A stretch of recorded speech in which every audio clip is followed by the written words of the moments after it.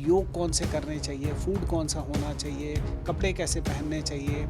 फिर हम लोग इस प्रोग्राम में हमारे नियर बाई सोसाइटी में के लोगों को भी हम लोगों ने उससे जोड़ा था, और गवर्नमेंट की जितनी स्कीम्स हैं उस स्कीम के भी लोगों को से एक्सपोज कराया, ताकि गवर्नमेंट की स्कीम्स का अधिकतम लाभ उन लोगों को मिल सके। देखिए, एक बार बच्चा जब पैदा होता है उसके बाद सरकार की तमाम स्कीम्स हैं, जिससे आंगनबाड़ी के थ्रू और बहुत सारी स्कीम्स हैं हेल्थ की से जुड़ी हुई। ये एक प्रयास है जब कंसीव हो रहा है बच्चा और डिलीवरी तक के बीच में, तो अगर बच्चा ही स्वस्थ आएगा तो हमारा देश निश्चित ही स्वस्थ होगा। ये स्टडी ने ये टेस्ट किया प्री डिलीवरी, पोस्ट डिलीवरी, और ये एक एम्पिरिकल स्टडी है जिसने ये बताया कि कैसे इस तरह के सिस्टमेटिक एक्सपोजर से जो बच्चा आ रहा है वो कैसे स्वस्थ ज़्यादा। एक तो ऑर्गेनाइज्ड और स्ट्रक्चर्ड मैकेनिज्म, और दूसरा है कॉन्फिडेंशियलिटी। तो आपकी टीम एक ऐसी होगी जो हाईली रिलायबल होगी, और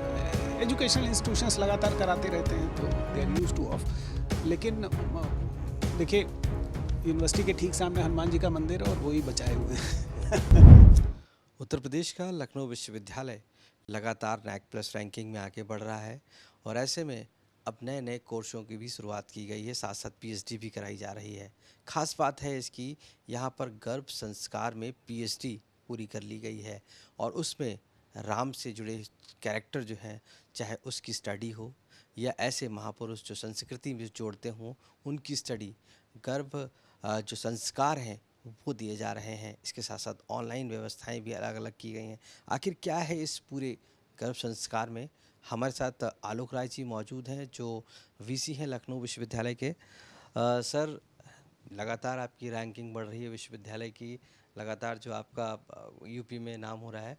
आपने गर्भ संस्कार में पीएचडी की शुरुआत की थी। आखिर ये गर्भ संस्कार की पीएचडी किस तरीके से होती है, और इस अनोखी पीएचडी में लोग किस तरीके से पूरा करते हैं, और क्या क्या होता है?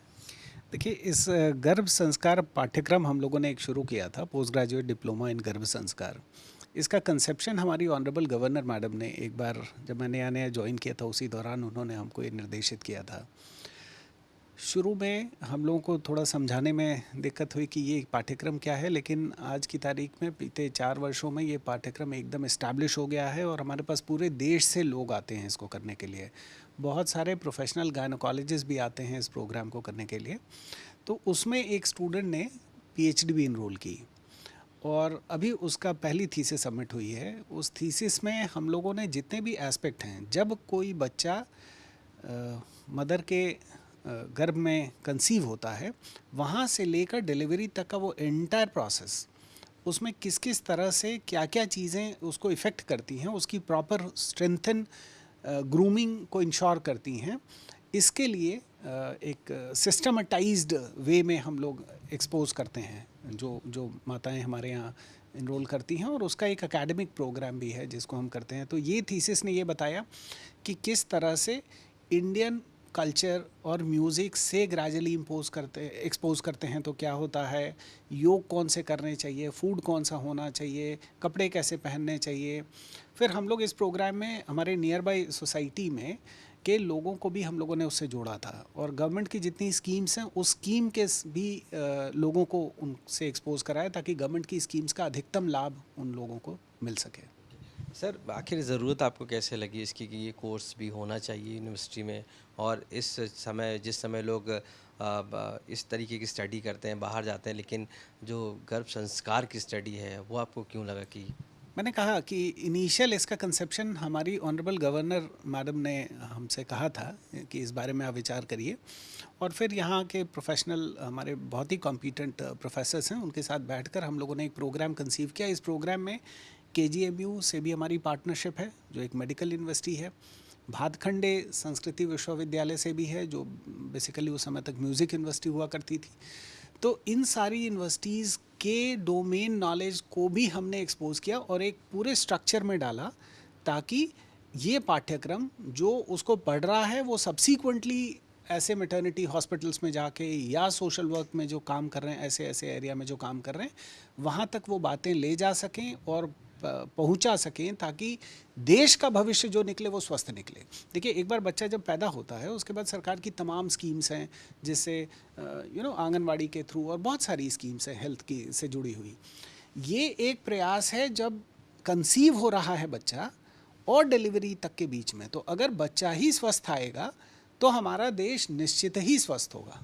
सर, इसमें स्टडी के दौरान क्या क्या होता है, एस्पेक्ट्स क्या क्या रहते हैं जो बच्चे करते हैं, और गर्भ संस्कार से जुड़ी हुई क्या क्या ऐसी चीज़ें होती हैं जो पढ़ी जाती है, स्टडी की जाती है?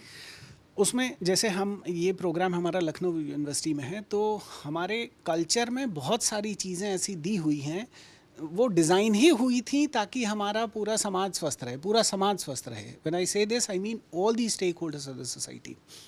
तो हम लोगों ने उन सभी चीज़ों को पाठ्यक्रम के अनुरूप लाकर उसमें वीव किया इस तरह से, जैसे हमने कहा कि म्यूज़िक है, योग है, चेकअप्स हैं, मैंने मेडिकल की रिक्वायरमेंट्स हैं, उनका फूड हैबिट्स है, उनकी दूसरी एक्सरसाइजेज़ हैं, उनकी क्लोथिंग है। तो हमारे पास होम साइंस डिपार्टमेंट है, हमारे पास फाइन आर्ट्स का डिपार्टमेंट है, हमारे पास योग की फैकल्टी है। हमने जैसे म्यूज़िक और इसके लिए हेल्थ के लिए KGMU और भातखंडे विश्वविद्यालय के साथ टाई अप किया। और साइकोलॉजी डिपार्टमेंट है, तो किस तरह की समय समय से काउंसलिंग, और उसमें इंडियन कल्चर के जो वैल्यूज़ हैं वो कैसे इम्पार्ट करें। और ये स्टडी ने ये टेस्ट किया प्री डिलीवरी, पोस्ट डिलीवरी, और ये एक एम्पेरिकल स्टडी है जिसने ये बताया कि कैसे इस तरह के सिस्टमेटिक एक्सपोजर से जो बच्चा आ रहा है वो कैसे स्वस्थ ज़्यादा हो सकता है। सर, एक तरफ आप NAC प्लस की उपलब्धि लगातार बढ़ती जा रही है, गर्भ संस्कार जैसे कोर्सेज आप लॉन्च कर रहे हैं, किस तरीके से सर ये बैलेंस कर रहे हैं आप चीज़ों को एक साथ, और क्या उपलब्धि इस बार भी मिली है आपको यूनिवर्सिटी को लेकर? देखिए, NAC की हाईएस्ट ग्रेडिंग A++ है, वो हमारी यूनिवर्सिटी को है। हम Times Higher Education World University Ranking हो, चाहे QS रैंकिंग है, चाहे NIRF है, चाहे दूसरी बहुत सारी EDU रैंक, यूनी रैंक, ज़्यादातर में हम लोग अपना परफॉर्मेंस कंसिस्टेंटली बढ़ा रहे हैं।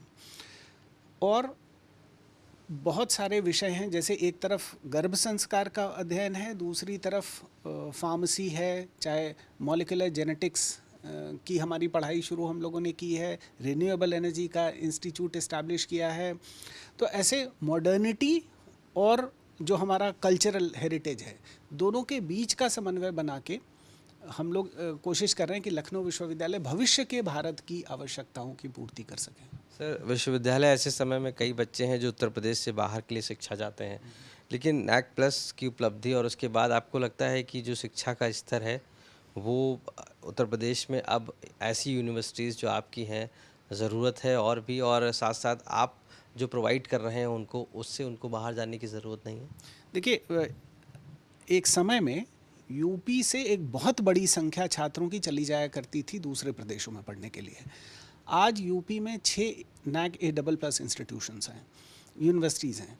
तो हम लोग आज की तारीख में हमारा ब्रेन स्टेट के बाहर ना जाए बल्कि दूसरे स्टेट से आए। मैं आपको बताऊं, सिर्फ हमारी यूनिवर्सिटी में एकेडमिक सेशन 23-24 में 76 देशों से 1472 एप्लीकेशन थे एडमिशन के लिए। तो विदेशों से भी और बहुत सारे देशों से, और हमारे पास हिंदुस्तान का कोई ऐसा स्टेट नहीं है जो रिप्रेजेंटेड ना हो स्टूडेंट में। तो बाहर से भी एक बड़ी अच्छी संख्या आ रही है स्टूडेंट्स की। हमारे स्टेट की तो ऑफ कोर्स हमारे पास बेस्ट टैलेंट आ ही रहा है। इसके अलावा हम लोगों ने ऑनलाइन एजुकेशन भी शुरू किया है, जिससे कि जो लोग for what ever reason regular पढ़ाई नहीं कर सकते हैं, जैसे हमारे ऑनरेबल प्राइम मिनिस्टर साहब ने कहा कि नेशनल एजुकेशन पॉलिसी 2020 में हमको GER को 27% से 50% करना है। अब इतना नए इंस्टीट्यूशन खोल के तो पॉसिबल नहीं है।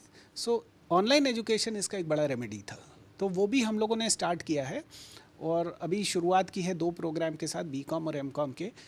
अच्छी चीज़ ये है कि हम इसको UGC ने अभी अप्रूव कर दिया है कि डुअल कोर्स की भी मान्यता है अगर एक ऑनलाइन में परस्यू कर रहे हैं आप तो इस आधार पे भी मुझे लगता है एक बहुत बड़ी सोसाइटी स्टूडेंट्स की फ्रेटर्निटी होगी जिसको आवश्यकताओं को हम केटर कर पाएंगे। तो यानी कि एक समय पर स्टूडेंट 2 डिग्री ले सकता है अगर एक ऑनलाइन है तो जी, ये सुविधा में है? जी जी जी जी। तो अभी हमारा ऑनलाइन प्रोग्राम में जो भी बच्चे चाहते हैं वो इनरोल कर सकते हैं, और वो इनरोल कर लेंगे तो मुझे लगता है इससे हम 20,000 से लेके 2 लाख तक के बच्चों की पढ़ाई इंश्योर कर सकते हैं और साथ ही साथ बिना किसी एडिशनल इंफ्रास्ट्रक्चर एक्सपेंडिचर के। तो हम उस पर्पस को सर्व करेंगे जो भारत सरकार चाहती है। सर, ऑनलाइन की आप बात करते हैं, ऑनलाइन में एग्ज़ामिनेशन उत्तर प्रदेश में जो एग्ज़ाम्स होते हैं कंडक्ट कराए जाते हैं, उसमें अभी हमने रिसेंटली सुना कि बहुत पेपर लीक हुए, बहुत सारी ऐसे इश्यूज़ हुए जिसको लेकर विद्यार्थियों में काफ़ी ज़्यादा इश्यूज़ थे, लेकिन लखनऊ यूनिवर्सिटी एक फुल प्रूफ प्लान के साथ एग्ज़ाम्स कराता है। क्या लगता है कि कितना डिफरेंसेस है एग्ज़ाम कंडक्ट कराने में, चूँकि आप लोग उसी फील्ड से हैं, प्रोफेसर्स हैं, टीचर्स हैं, तो कितना डिफरेंसेस होता है एग्ज़ाम्स कराने में और क्यों पेपर लीक हो रहा है? और क्या आपके पास ऐसा आइडिया है जो फुल प्रूफ जिससे अभी तक ऐसे कोई वो नहीं है? नहीं, हमारे इंस्टीट्यूशन में ईश्वर की कृपा है कि अभी तक ऐसा कभी कोई केस नहीं हुआ। हम लोगों ने 2020 और 2021 का स्टेट वाइड कोविड के पीक काल में स्टेट वाइड एंट्रेंस भी कराया था। ऑनरेबल सीएम साहब उसको पर्सनली मॉनिटर करते थे, तो ऐसा कभी हुआ नहीं। लेकिन मुझे लगता है ईश्वर की कृपा है। क्यों हुआ इसके बारे में तो मुझे कोई जानकारी नहीं है, लेकिन हमारा अपना एक बड़ा कॉन्फिडेंशियल मैकेनिज़्म है। कॉन्फिडेंशियलिटी को हम शेयर ज़रूर नहीं कर सकते हैं, लेकिन मुझे तो लगता है इसमें ईश्वर की कृपा है कि हम लोग किन किन चीज़ों का ध्यान रखना चाहिए बेसिकली अगर एग्ज़ाम्स ऐसे कंडक्ट होते हैं मैसिव लेवल पर जहाँ पर बहुत सारे स्टूडेंट आते हैं और प्रदेश के बाहर से भी, तो उस समय? देखिए, इसमें की है कॉन्फिडेंशियलिटी। कहाँ से बन रहा है से लेके कहाँ हो रहा है तक की जानकारी, ये और एक ऑर्गेनाइज्ड स्ट्रक्चर्ड मैकेनिज़्म। जैसे मुझे लगता है एजुकेशनल इंस्टीट्यूशंस में तो लगातार एग्ज़ाम्स हो रहे हैं, कई कई लाख के एग्ज़ाम यूनिवर्सिटीज़ करा रही हैं। तो एक तो ऑर्गेनाइज्ड और स्ट्रक्चर्ड मैकेनिज़्म और दूसरा है कॉन्फिडेंशियलिटी। तो आपकी टीम एक ऐसी होगी जो हाईली हाईली रिलायबल होगी। और एजुकेशनल इंस्टीट्यूशंस लगातार कराते रहते हैं, तो they are use to of. लेकिन देखिए, यूनिवर्सिटी के ठीक सामने हनुमान जी का मंदिर है और वही बचाए हुए हैं। सर, आगे की क्या प्लानिंग है यूनिवर्सिटीज़ की, चूँकि नैक प्लस वन हो गया एक तरीके से, अब आगे क्या? अभी जैसे हमने कहा कि हमारी एक बड़ी भूमिका है प्रदेश के लिए ही नहीं, देश के लिए भी। हम हिंदुस्तान की पहली यूनिवर्सिटी हैं जिसने राष्ट्रीय शिक्षा नीति 2020 को लागू किया। तो अब हमारी भूमिका एक इस रूप में भी है कि हम इस तरह की मोटिवेशन और डायरेक्शन दूसरों को, जितनी भी हैंड होल्डिंग की रिक्वायरमेंट हो वो कर सकें। हम सबसे पहले ऑनलाइन एजुकेशन हम लोगों ने शुरू कर दिया, उसको स्टेबलाइज करना है और ज़्यादा विषयों को उसके परव्यू में लाना है। और दूसरा डिस्टेंस एजुकेशन को भी शुरू करना है, जो अगेन एक नई बड़ी चीज़ होगी हायर एजुकेशन को प्रोलिफरेट कराने में पूरे देश में न्यूनतम खर्चे पर। थैंक यू सर बात करने के लिए। तो आलोक राय जी, साफ तौर से माना है कि जो लखनऊ विश्वविद्यालय है, गर्भ संस्कार, एक साथ 2 डिग्रियाँ, इसके साथ साथ ऑनलाइन फुल प्रूफ एग्ज़ाम के साथ साथ A+ की जो रैंकिंग है नैक की, वो कहीं न कहीं लखनऊ विश्वविद्यालय को पूरे उत्तर प्रदेश में सहित पूरे देश में एक अलग पहचान देती है।